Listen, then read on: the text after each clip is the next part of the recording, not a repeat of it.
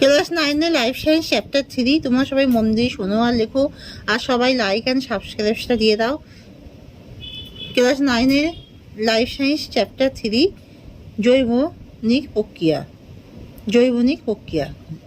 যদি কোনো শ্বেতকণিকা নিউক্লিয়াসে 2 থেকে 7টি রোধী থাকে তাহলে সেটি হলো নিউট্রোফিল।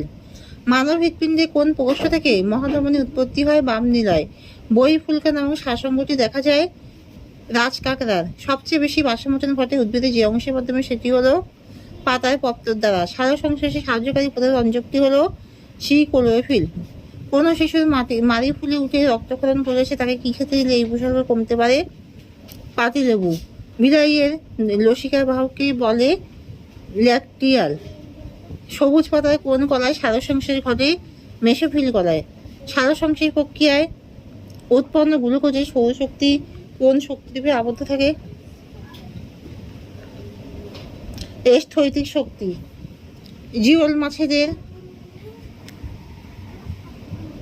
জিওল মাছেদের অতিরিক্ত শ্বাসযন্ত্র অক্সিজেন গ্রহণ করে বায়ু থেকে। কোষের প্রধান শ্বসন বস্তুটি হলো গ্লুকোজ। কেঁচো রেচনাঙ্গটির নাম হলো নেপথিডিয়া। কোন প্রকার সন্ধান প্রক্রিয়ায় ইথাইল অ্যালকোহল উৎপন্ন হয়? কোহল সন্ধান প্রক্রিয়ায়।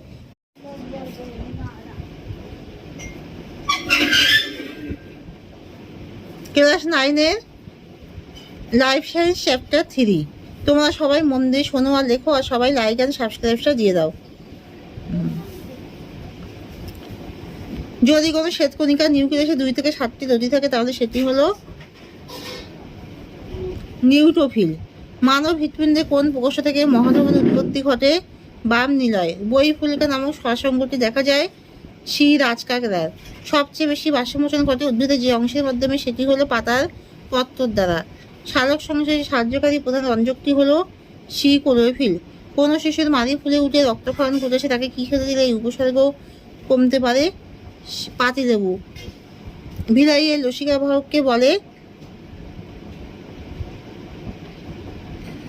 এ ও বি উভয় ল্যাকটিয়ালও বলা যায়। সবুজ পাতায় কোন কলায় সালোক সংশ্লেষ ঘটে? মেসোফিল কলায়। সালোক সংশ্লেষ প্রক্রিয়ায় উৎপন্ন গ্লুকোজের সৌরশক্তি কোন শক্তিদ্বীপে আবদ্ধ থাকে? স্থৈতিক শক্তি।